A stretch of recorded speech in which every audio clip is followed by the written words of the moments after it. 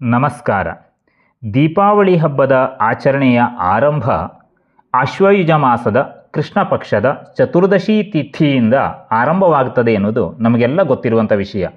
ಶಾಸ್ತ್ರ ಗ್ರಂಥಗಳಲ್ಲಿ ಕೂಡ ಇದಕ್ಕೆ ಸ್ಪಷ್ಟವಾದಂಥ ಉಲ್ಲೇಖ ನಮಗೆ ಉಪಲಭ್ಯ ಇದೆ. ಆಶ್ವಯುಕ್ ಕೃಷ್ಣ ಪಕ್ಷಸ್ಯ ಚತುರ್ದಶ್ಯಾಂ ವಿಧೂದಯೇ ಎನ್ನುವಂಥ ಮಾತು ಬರ್ತದೆ.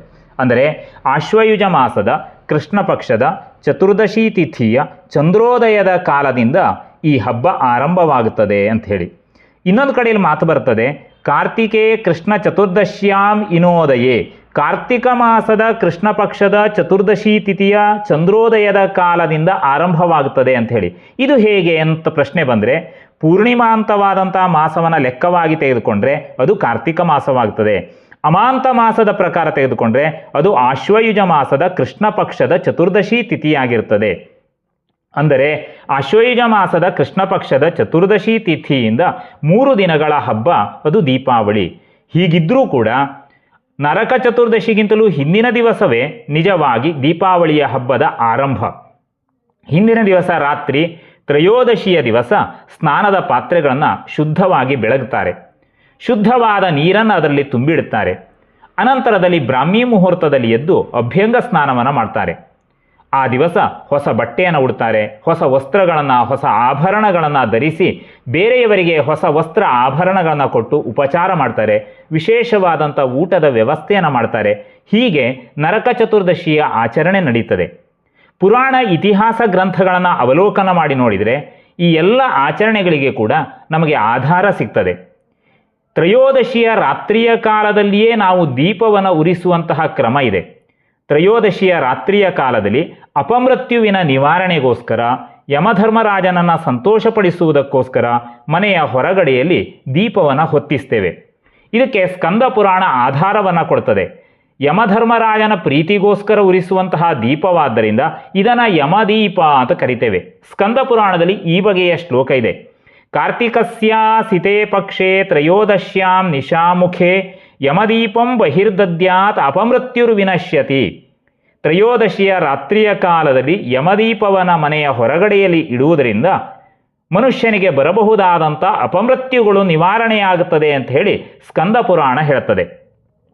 ಮತ್ತು ಇದೇ ಮಾತು ಪದ್ಮಪುರಾಣದಲ್ಲಿ ಕೂಡ ನಮಗೆ ಉಪಲಭ್ಯ ಇದೆ.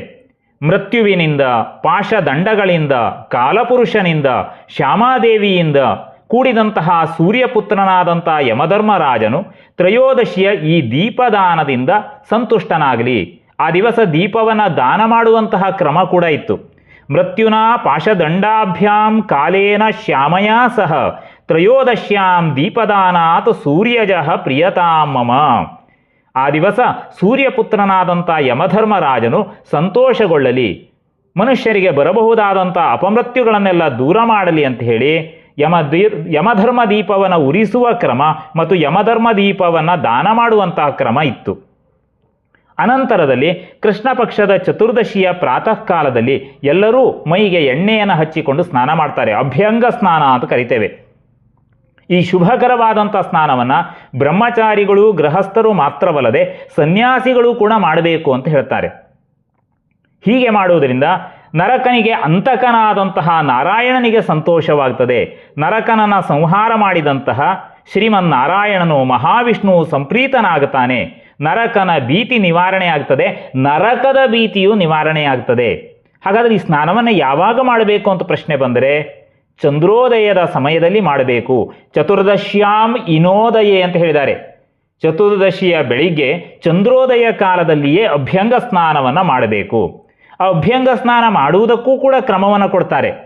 ಉತ್ತರಣೆಯ ಗಿಡದ ಸಣ್ಣ ಕೊಂಬೆಗಳನ್ನು ತಂದು ಶರೀರದ ಸುತ್ತಲೂ ಅದನ್ನು ಸುತ್ತಿಕೊಳ್ಳುವಂಥ ಕ್ರಮ ಇದೆ. ಅಪಾಮಾರ್ಗ ಸಮಿತ್ ಅಂತ ನಾವೇನು ಕರಿತೇವೆ, ಅದನ್ನು ಸುತ್ತಿಕೊಂಡು ಸ್ನಾನ ಮಾಡಬೇಕಂತೆ. ಹಾಗೆ ಸುತ್ತಿಕೊಂಡು ಸ್ನಾನ ಮಾಡುವುದರಿಂದ ಪಾಪ ಪರಿಹಾರವಾಗ್ತದೆ. ಹರ ಪಾಪಂ ಅಪಾಮಾರ್ಗ ಭ್ರಾಮ್ಯಮಾಣ ಪುನಃ ಪುನಃ ಅಂತ ಹೇಳಿ ಭವಿಷ್ಯೋತ್ತರ ಪುರಾಣದಲ್ಲಿ ಆಧಾರ ಸಿಗ್ತದೆ ನಮಗೆ. ಅಪಾಮಾರ್ಗದ ಸಣ್ಣ ಕೊಂಬೆಗಳನ್ನು ಮೈಗೆ ಸುತ್ತಿಕೊಂಡು ಎಣ್ಣೆಯನ್ನು ಮೈಗೆ ಲೇಪಿಸಿಕೊಂಡು ಬಿಸಿ ನೀರಿನಿಂದ ಸ್ನಾನ ಮಾಡುವುದರಿಂದ ಸಕಲ ಪಾಪಗಳು ನಿವಾರಣೆಯಾಗುತ್ತವೆ, ನರಕದ ಭೀತಿ ನಿವಾರಣೆಯಾಗುತ್ತದೆ, ಯಮಧರ್ಮನಿಗೆ ಸಂತೋಷ ಉಂಟಾಗುತ್ತದೆ. ಹಾಗಾಗಿ ಆ ಸಮಯದಲ್ಲಿ ಸ್ನಾನ ಮಾಡುವಾಗ ಯಮಧರ್ಮನ 14 ಸ್ತುತಿಗಳನ್ನು ಮಾಡ್ತೇವೆ ನಾವು. 14 ನಾಮಧೇಯಗಳನ್ನು ಹೇಳಿಕೊಂಡು ತಿಲತರ್ಪಣವನ್ನು ಕೊಡುವಂಥ ಕ್ರಮ ಕೂಡ ಇದೆ. ಯಮಾಯ ಧರ್ಮರಾಜಾಯ ಮೃತ್ಯವೇ ಚಾಂತಕಾಯ ಚ ವೈವಸ್ವತಾಯ ಕಾಲಾಯ ಸರ್ವಭೂತ ಕ್ಷಯಾಯ ಚ ಔದುಂಬರಾಯ ದಧ್ನಾಯ ನೀಲಾಯ ಪರಮೇಷ್ಠಿನೆ ವ್ರಕೋದರಾಯ ಚಿತ್ರಾಯ ಚಿತ್ರಗುಪ್ತಾಯ ವೈ ನಮಃ ಅಂತ ಹೇಳಿಬಿಡ್ತಾರೆ. 14 ಹೆಸರುಗಳನ್ನು ಸ್ತುತಿ ಮಾಡ್ತಾರೆ. ಯಮಾಯ ನಮಃ, ಯಮಧರ್ಮರಾಜಾಯ ನಮಃ, ಮೃತ್ಯವೇ ನಮಃ, ಚಾಂತಕಾಯ ನಮಃ, ವೈವಸ್ವತಾಯ ನಮಃ, ಕಾಲಾಯ ನಮಃ, ಸರ್ವಭೂತ ಕ್ಷಯಾಯ ನಮಃ, ಔದುಂಬರಾಯ ನಮಃ, ದಧ್ನಾಯ ನಮಃ, ನೀಲಾಯ ನಮಃ, ಪರಮೇಷ್ಠಿನೇ ನಮಃ, ವ್ರಕೋದರಾಯ ನಮಃ, ಚಿತ್ರಾಯ ನಮಃ, ಚಿತ್ರಗುಪ್ತಾಯ ನಮಃ. ಹೀಗೆ 14 ನಾಮಧೇಯಗಳನ್ನು ಹೇಳಿ ತಿಲತರ್ಪಣವನ್ನು ಕೊಟ್ಟು ಸ್ತುತಿಯನ್ನು ಮಾಡಿ ಸ್ನಾನ ಮಾಡುವಂತಹ ಕ್ರಮ ಕೂಡ ಇದೆ. ಆ ದಿವಸ ಆ ಬಗೆಯಲ್ಲಿ ಸ್ನಾನ ಮಾಡುವುದರಿಂದ ನರಕದ ದೋಷ ನಿವಾರಣೆಯಾಗುತ್ತದೆ, ನರಕನ ಭೀತಿ ನಿವಾರಣೆಯಾಗುತ್ತದೆ. ಆ ಸಮಯದಲ್ಲಿ ನರಕಾಸುರನ ನೆನಪಿಗೋಸ್ಕರ 4 ಬತ್ತಿಗಳಿಂದ ಕೂಡಿದಂಥ ದೀಪವನ್ನು ಹೊತ್ತಿಸುವಂತಹ ಕ್ರಮ ಕೂಡ ಇದೆ. ಆ ದಿವಸ ಪ್ರಾತಃ ಕಾಲದಲ್ಲಿ ತೈಲದಲ್ಲಿ ಲಕ್ಷ್ಮಿ ಇರ್ತಾಳೆ, ಜಲದಲ್ಲಿ ಗಂಗೆ ನೆಲೆಸಿರ್ತಾಳೆ ಅನ್ನತಕ್ಕಂಥ ಕಲ್ಪನೆ ಇದೆ. ಹಾಗಾಗಿ ಲಕ್ಷ್ಮಿ ಮತ್ತು ಗಂಗೆ ನೆಲೆಸಿರತಕ್ಕಂತಹ ಈ ಅಭ್ಯಂಗ ಸ್ನಾನ ಮಾಡೋದ್ರಿಂದ ಯಮಲೋಕದಿಂದ ಆತ ಪಾರಾಗ್ತಾನೆ, ಅಲಕ್ಷ್ಮಿಯ ನಿವಾರಣೆಯಾಗುತ್ತದೆ ಅಂತ ಶಾಸ್ತ್ರಗಳು ಹೇಳ್ತವೆ. ಪದ್ಮಪುರಾಣದಲ್ಲಿ ಇದರ ಉಲ್ಲೇಖ ಇದೆ.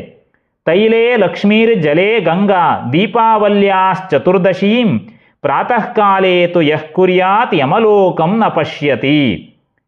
ಯಾರು ಜಲದಲ್ಲಿ ಲಕ್ಷ್ಮಿಯನ್ನು, ದೀಪದ ಮಧ್ಯದಲ್ಲಿ ಗಂಗೆಯನ್ನು ಕಂಡು ಚತುರ್ದಶಿಯ ಚಂದ್ರೋದಯ ಕಾಲದಲ್ಲಿ ಸ್ನಾನ ಮಾಡ್ತಾರೋ ಅವರು ಯಮಲೋಕವನ್ನು ಕಾಣುವುದಿಲ್ಲ, ಅಪಮೃತ್ಯುವನ್ನು ಪಡೆಯುವುದಿಲ್ಲ, ದೀರ್ಘವಾದಂಥ ಆಯುಷ್ಯವನ್ನು ಪಡೀತಾರೆ ಅಂತ ಹೇಳ್ತದೆ.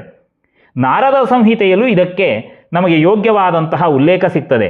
ಅಲಕ್ಷ್ಮೀ ಪರಿಹಾರಾರ್ಥಂ ಅಭ್ಯಂಗ ಸ್ನಾನಂ ಆಚರೇತ್. ಅಲಕ್ಷ್ಮಿಯ ನಿವಾರಣೆಗೋಸ್ಕರ, ಉತ್ತಮವಾದಂಥ ಲಕ್ಷ್ಮಿಯ ಪ್ರಾಪ್ತಿಗೋಸ್ಕರ, ಉತ್ತಮ ಆಯುಷ್ಯದ ವೃದ್ಧಿಗೋಸ್ಕರ ಅಭ್ಯಂಗ ಸ್ನಾನವನ್ನು ಮಾಡಬೇಕು ಅಂತ ಹೇಳಿ ನಾರದ ಸಂಹಿತೆ ಕೂಡ ಹೇಳ್ತದೆ. ಹೀಗೆ ಅಭ್ಯಂಗ ಸ್ನಾನದ ಆಚರಣೆಗೆ ಕೂಡ ನಮಗೆ ಪುರಾಣಗಳಲ್ಲಿ ಅನೇಕ ಉಲ್ಲೇಖಗಳು ಸಿಗ್ತವೆ. ಈ ಉಲ್ಲೇಖಗಳನ್ನು ಅರ್ಥ ಮಾಡಿಕೊಂಡು ಸಂಪ್ರದಾಯಬದ್ಧವಾಗಿ ಆಚರಣೆ ಮಾಡಿ ಬರಬಹುದಾದಂಥ ಕಷ್ಟಗಳಿಂದ ನಾವೆಲ್ಲ ನಿವಾರಣೆಯನ್ನು ಪಡೆಯೋಣ ಅಂತ ಹೇಳ್ತಾ ಈ ನನ್ನ ಮಾತನ್ನು ಮುಗಿಸ್ತೇನೆ. ನಮಸ್ಕಾರ.